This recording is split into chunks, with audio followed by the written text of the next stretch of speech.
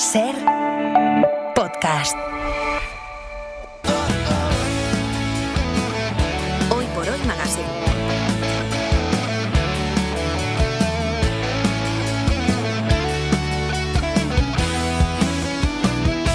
Ser podcast. Con el alma entera vamos persiguiendo sueños detrás de la pelota como valientes guerreros. Y hubo una época en la que te tocaba un equipo alemán y temblabas en los mismos nombres, Kaiserslautern, de repente decías en UEFA y decías, uff, que vienen los alemanes. Tú imagínate un equipo de barrio Köpenick de Berlín, un equipo de clase obrera y que de repente tiene que reformar su estadio y se encuentra con que más de 2.500 socios se apuntan para trabajar gratuitamente. O sea, para trabajar físicamente ahí. Para trabajar físicamente en el campo. Yo creo que le ahorraron más de 40.000 horas de trabajo físico al club en facturas, que deben de ser unos cuantos millones de euros. ¿Te imaginas, por ejemplo, que los culés hiciésemos esto? Es que estaba pensando lo mismo. Igual hubieran podido ya inaugurar el campo del Barça. Que tú y yo quedásemos los domingos para ir allí a echar masa o a poner azulejo. A lo mejor ya tendríamos hecho el campo. Contagiados de fútbol estamos. Yo solo quiero jugar. Salir a jugar hasta que se canse el sol. Los que vienen ahora no son los alemanes, sino son Rafa Cabeleira y Galder Reguera en un nuevo capítulo de La Dupla en pleno parón liguero, el segundo de la temporada, con protagonismo para la selección española en su camino hacia la clasificación del Mundial de Estados Unidos, México y Canadá. ¡Golazo! Del killer de Luis de la Fuente, que no tiene tatuajes, Alfaro, que se peina como un niño de colegio o de pago. La derrota de la selección sub-20 frente a Colombia en los últimos instantes del encuentro en el Mundial sub-20 celebrado en Chile y contado así por la televisión colombiana. ¡Gol de Colombia! En la última del partido. O la entrevista que Mbappé concedió a Movistar en Universo Valdano y en el que, entre otras muchas cosas, decía esto sobre Lamine Yamal. Yo no pienso que soy de las personas que saben todo de fútbol. Yo he tenido mi experiencia y él va a tener la suya. Y yo pienso que se ve que él tiene la pasión por el fútbol y eso es la única cosa que él no tiene que perder, la pasión por el fútbol. El resto es su vida. La gente habla mucho de su vida personal, de su cosa. Yo pienso también que la gente tiene que dejarle en paz, que tiene que aceptar que es posible que en el fútbol es un gran jugador, pero en la vida es un chico de 18 años. A 18 años todo el mundo hace errores, hace cosas que hace bien, hace mal. Al final él va a tener su experiencia de vida, va a saber lo que es bien para él, lo que es mal para él. Y al final tenemos que únicamente mirar lo que él hace en el campo. Rafa Cabeleira, ¿qué tal? Muy buenos días. Muy buenos días. ¿Que nos va a caer bien Mbappé? Nos va a caer bien Mbappé porque, por ejemplo, es capaz de defender a Lamine Yamal de los ataques coordinados de nuestro equipo de guionistas. Tengo dos comentarios más que hacer. Me ha sorprendido mucho escuchar a un vasco quejándose de los nombres alemanes. Esto me ha gustado mucho también. Esto ha estado muy bien. Y tenía un tercero que se me ha olvidado por el camino. Este vasco que habla de los nombres alemanes es Galder Reguera. Galder, ¿qué tal? Muy buenos días. Egunon, ¿qué tal? Egunon. Claro, porque a veces tú también vosotros nos ponéis difícil. Sí. Bueno, claro. Kaiserslautern va. Bueno, a diferencia de otras ocasiones en las que nos quejamos del parón liguero, esta semana vamos a agradecer que no haya liga porque esta circunstancia le permite de hecho estar en La Dupla una de las personas que más veces hemos invitado a este espacio, que es el periodista británico corresponsal del diario The Guardian en nuestro país, Sid Lowe. Sid, ¿qué tal? Muy buenos días. Buenos días. Bienvenido a La Dupla. Gracias, es un placer volver al estudio, ¿eh? Aunque se me hace un poco raro ver todas estas pantallas y no hay 12 pateos distintos a la vez. No, claro, ya aquí yo pongo otra cosa. Sí, no, aquí ya. hay actualidad en las 12 pantallas. Luego Sí. ya por la noche cuando llegan los del deporte Llega lo importante. Llega lo importante. Eso es. Oye, ¿a ti te afecta el parón liguero? Mucho. ¿Sí? No, claro, a ver, lo que tú decías es cierto, ¿eh? O sea, que yo no llevo tiempo evitando, simplemente es que los lunes para mí, el lunes de jornada de liga son días imposibles. El lunes de parón internacional, pues oye, no es un día fácil, pero es un día más tranquilo, sí, más sí. tranquilo. En la opinión pública, los seguidores del fútbol, en el Reino Unido, ¿les molesta el parón liguero? A ver, yo creo que sí hasta cierto punto, en el sentido en que sí que hay aficionados de los clubes que creen que no viene a cuento, que no debería hacerse tan seguidamente, pero yo creo que mucho menos que aquí, porque claro, obviamente no es un país tan dominado por dos clubes grandes y en ese sentido la selección es algo que digamos que se abraza un poco más. Sí que es verdad que ven a muchos partidos, por ejemplo, pon que Inglaterra juega con Andorra y con Tommy Repetos hacia Andorra, pues la gente piensa, pero ¿para qué, no? Con Andorra. Hombre. Con Andorra, con Luxemburgo, con Claro, países así claro. malos como Escocia, por ejemplo. Provocando, Ya eso. provocando. Bueno, yo como ex inmigrante en Andorra, sí, te diré que es un país muy serio. Te digo una cosa, no tanto en lo futbolístico Sí, como en lo financiero. No, hombre. Te digo una cosa, he estado en Andorra un lunes Sí. por la noche viéndole jugar al Oviedo. Guau. Y es... Bueno, es bonito. Cuando sales del campo, ¿hay algo abierto para tomar algo? No, yo me fui... Pero eso también es recurrente. No creas que eso sea cosa de Andorra. La cena después del partido suele ser el minibar. O sea que uno se termina aficionando. Esto es habitual cuando das vueltas por el mundo siguiendo a un equipo porque de sales fútbol. del estadio y no hay... Sobre todo si vas trabajando, porque claro, sales del estadio un poco más tarde, Claro. llegas al hotel, no hay nada abierto, pues la cena es una cena romántica contigo mismo, Patatas con la fritas. habitación, con las patatas fritas, el Toblerone, que el Toblerone solo existe en 2 sitios, en el minibar en versión pequeña, los en el aeropuertos. aeropuerto en versión enorme. Es que solo existe en 2 sitios. Es curiosísimo esto, es verdad. Porque claro, vosotros, Galder, ¿tú qué has hecho este fin de semana? ¿Pasear por el monte? No, nosotros estábamos aquí de Festival de Cine de la Ah. Fundación, he estado todas las semanas. Estuvo Sid el pasado martes por aquí. Y- Yo he trabajado más esta semana que nunca. Y esa es otra cosa, que justo lo estábamos comentando antes de entrar y Galder acaba de dar fe de ello. Cuando hay un parón internacional, todas las cosas que tienen los clubes pendientes lo hacen en ese parón. Entonces, claro, tú lo ves y dices, mira, 10 días más o menos tranquilito, que no hay partidos y tal, pero vamos, seguro que en ese caso el Athletic, pues el Festival de Cine en ese parón. Yo me voy esta semana, por ejemplo, a un evento en Oviedo, que obviamente lo meten en el parón internacional. ¿Por qué no? Bueno, lo hacen básicamente porque no respiran el resto del tiempo. No hay Claro. tiempo para nada. ¿Y tú qué has hecho, Rafa, este fin de semana? Pues escuchar a los cazas del ejército pasar por encima de... Porque pasar por al desfile encima. no fuiste. No, al desfile no fui. Vale. Intenté salir a caminar un rato, vi que allí había demasiada... Y te diste media vuelta. Demasiado madridismo, entiendo yo siempre, ¿eh? Porque yo soy todavía de aquellos niños que cuando ve la bandera de España la asocia al madridismo. Madridismo del Real Madrid. Madridismo del Real Madrid, claro. Bueno, antes de repasar la trayectoria de nuestro invitado, quiero comentar con él y con los dos miembros de la dupla. Se han enfadado ahí, Sergio.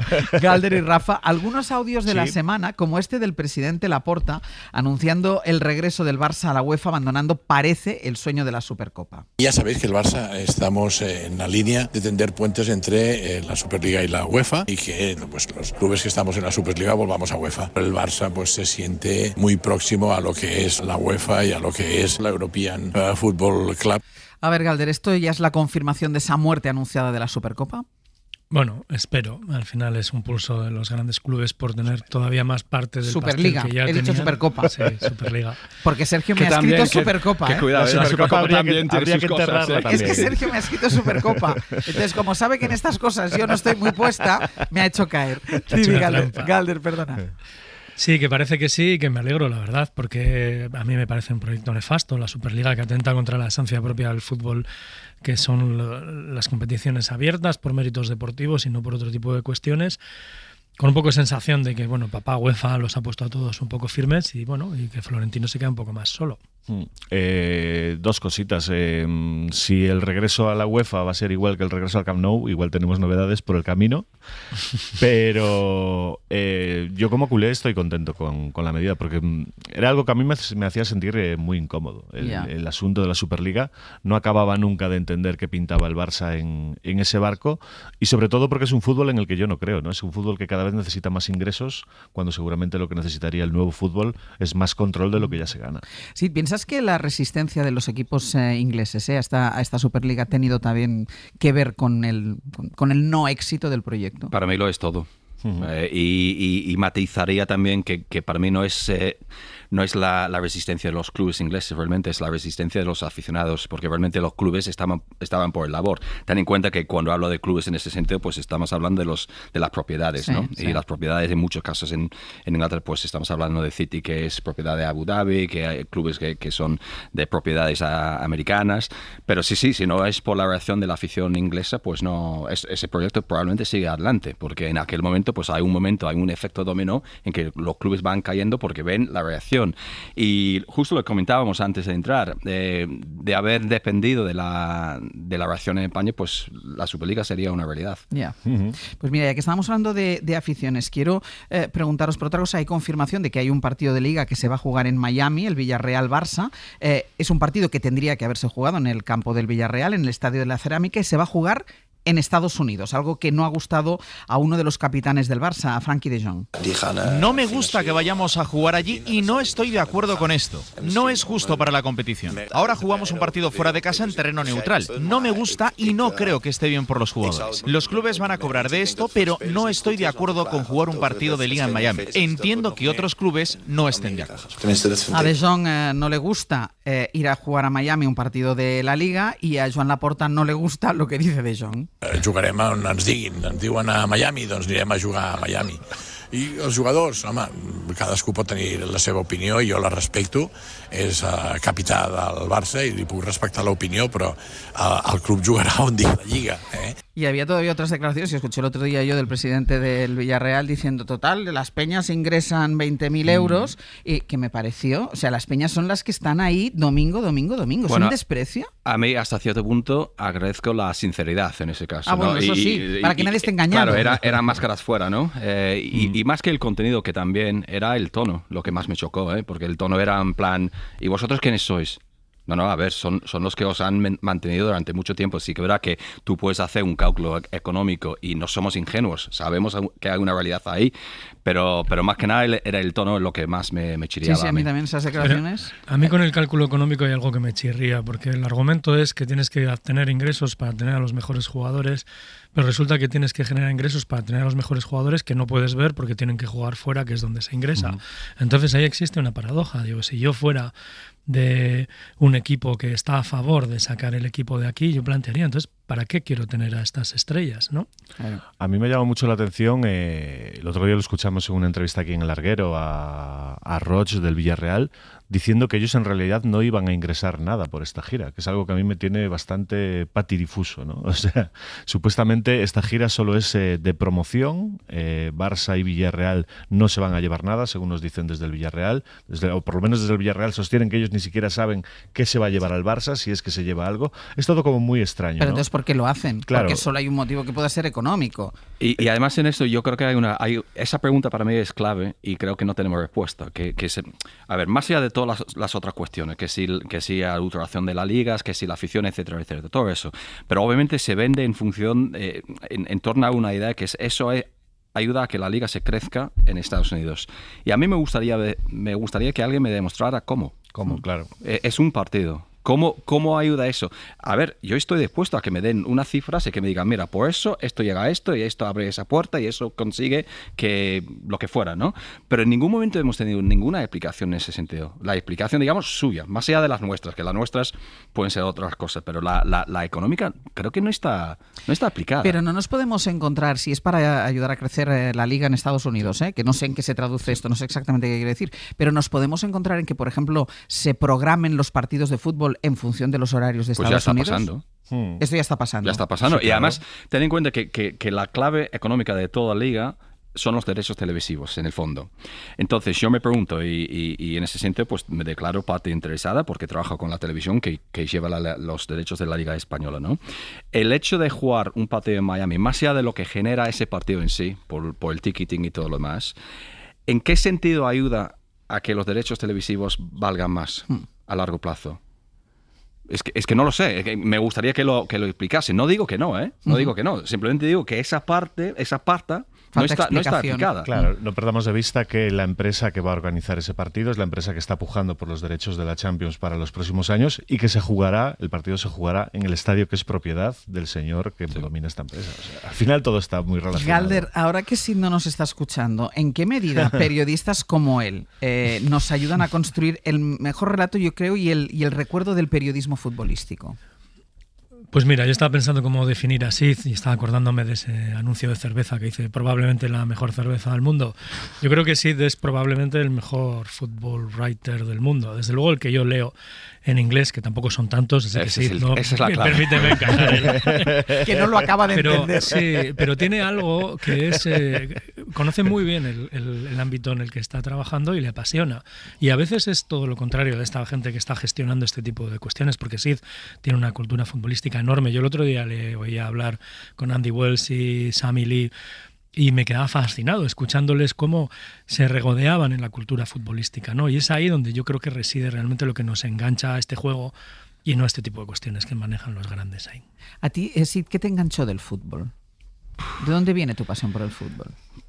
Hombre, ¿de dónde viene? Entiendo que será porque tengo una familia futbolera, que tengo 2 hermanos mayores que son futboleros, que mi hermana... ¿Futboleros de aficionados? De aficionados, que mi hermana pequeña también es muy futbolera, que van a muchos partidos. Además, fíjate que somos de 4 equipos diferentes en Inglaterra, que no tiene ningún sentido, que somos londinenses y solo uno de los 4 es de un equipo de Londres, o que no tiene lógica alguna. Y entiendo que viene de ahí. Y luego ya... A la hora, digamos, del periodismo futbolístico, yo creo que más que nada, para mí es una cuestión de la gente. Para mí es un relato humano, por encima de todo, ¿no? Y sí que verá que el fútbol en sí, el juego en sí me gusta, me encanta, pero lo que realmente me mueve es la gente que lo mueve. En ese sentido, pues Gala lo dice en parte, entiendo, porque también es verdad que me fascina, por ejemplo, el Athletic Club. Me fascina lo que simboliza, lo que representa, lo que mueve, lo que es capaz de significar para la gente, ¿no? Y eso, en el fondo, es lo más importante. Y para mí, en ese sentido, el fútbol español es muy rico. El fútbol español, que tiene una carga de identificación muy, muy alta, que para mí es una gozada. Pero no tienes, Sid, la sensación de que lo cultivamos poco, de que no Sí. sabemos realmente cuáles son las virtudes de nuestro producto. Sí, es curioso porque hay una contradicción ahí que para mí es algo que se palpa en todos los estadios. Se palpa, por ejemplo, hay una cuestión en España que se hace mucho, que no se suele hacer en Inglaterra, pero en el fondo sí que está en Inglaterra. Que, por ejemplo, cuando hay una ciudad de 2 equipos, en España se pregunta, bueno, ¿cuál es el equipo de la clase media, cuál es el equipo de la clase trabajadora y tal? En Inglaterra esa pregunta no se hace, pero en el fondo sí que está. O sea, ¿qué es la identidad de ese equipo? Pero lo que tú dices es curioso porque da la sensación que no se cultiva, pero está. Oye, pero es muy curioso también que tú, por ejemplo, llegas a España, tienes todo el campo para elegir, y tú, que eres del Liverpool, te haces del Oviedo.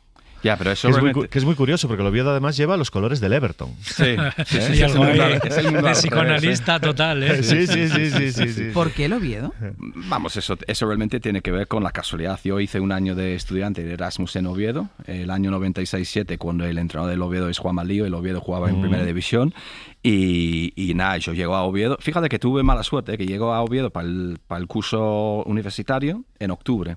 Habían pasado 3 equipos al Tatierre, o sea, que 3 partidos que no vi, que no iba a ver. El Madrid, el Barcelona y el Athletic Club. Dices, me cachis, ¿cómo puede ser que tengamos tan mala suerte que hayan pasado ya los 3 grandes? Y yo llegaba con un amigo mío, también muy futbolero, que vivía justo al lado del estadio del Oviedo. El cabrón presumía de ver los focos desde la ventana de la cocina, ¿eh? A mí me fascinaba eso. Yo me asomaba a la ventana de su cocina y decía, ¡ah, el foco del Tatierre! Y terminamos yendo a todos los partidos por pura casualidad. Bueno, por casualidad no, porque éramos futboleros, pero llegar a Oviedo era una casualidad. Y has mantenido la pasión hasta el día de hoy. Sí. Oye, presumir de ver los focos, esto es muy, muy interesante, porque me lleva a otra pregunta. Es que los focos son una cosa mágica, ¿eh? Sí, eso y por eso es me duelen los estadios nuevos, porque no tienen esos focos. Esos focos súper altos, digamos, que parecen que dominan la ciudad, son cada vez menos, ¿eh? A mí me gusta mucho este tipo de particularidades, y por ejemplo, Sid ha vivido una en carne propia, que fue cuando la famosa polémica de Bellingham del fuck off. Tú te encontraste a españoles explicándote qué significaba fuck off. Era maravilloso, pero maravilloso, la verdad. Fue lo que lo dijo el árbitro, Bellingham. Españoles que seguramente dicen murciélago, ¿eh? Yo estuve en el Sadar aquel día y estuve en la rueda de prensa y Ancelotti empieza a explicar que no, es que eso en Inglaterra y tal y cual. Y yo estaba ahí en plan, ¿pero qué hago? O sea, que levanté la mano un poco en plan hacer una pregunta, pero más que una pregunta, es un apunte. Una aclaración. Claro, no me llegó el turno. También es verdad que yo fui un poco tímido porque estuve como 2 o 3 preguntas pensando, ¿pero qué pasa? Pero bueno, y luego sí que es verdad que salí un poco a la zona mixta a hablar con los compañeros, amigos de la prensa española, y les decía, oye, pues así no es del todo, ¿eh? Hemos pasado de los focos de Oviedo a los fock-offs del Bernabéu. Ay, qué bueno eres. Mira, lo voy a dejar aquí porque esto no se puede mejorar. Sí, sufres mucho con el Oviedo, bueno, en primera este año, pero sufres mucho. Bueno, acaban de echar al entrenador. Sí, pero también... Sí, es verdad, que acaban de echar al entrenador. Yo quiero matizar una cosa, ¿eh? Y nosotros llevamos mucho tiempo hablando del sufrimiento, de estar en el barro y todo eso es cierto. Pero os digo una cosa de verdad, ¿eh? Yo me lo pasé muy bien. En tercera, en segunda división, yo me lo pasé muy, muy, muy bien. ¿Por qué se sigue siendo el fútbol, tú crees? Claro, porque es esto, que además en mi caso, a ver, es un poco cutre que yo diga eso, porque es una cuestión más personal. En mi caso, pues iba creciendo mi hijo con la posibilidad de acercarse a los futbolistas, de conocerlos a todos, de tenerlos. O sea, un ejemplo muy claro, el hijo tenía una libreta pequeña que yo le iba, él iba pidiendo los autógrafos a los futbolistas. Y yo un día me fui a hacerle una entrevista a Eric Cantona y él se quejó porque la firma de Cantona había borrado la firma de un futbolista del Oviedo, Néstor Susaeta. Que Susaeta sepa que está por encima de Cantona. Sí, te ha sido un gusto compartir contigo este ratito de radio. Gracias, Muchísimas gracias. Galde, Rafa, hasta la semana que viene. Un bicor. Adiós. Para no perderte ningún episodio, síguenos en la aplicación o la web de la SER, Podium Podcast o tu plataforma de audio favorita.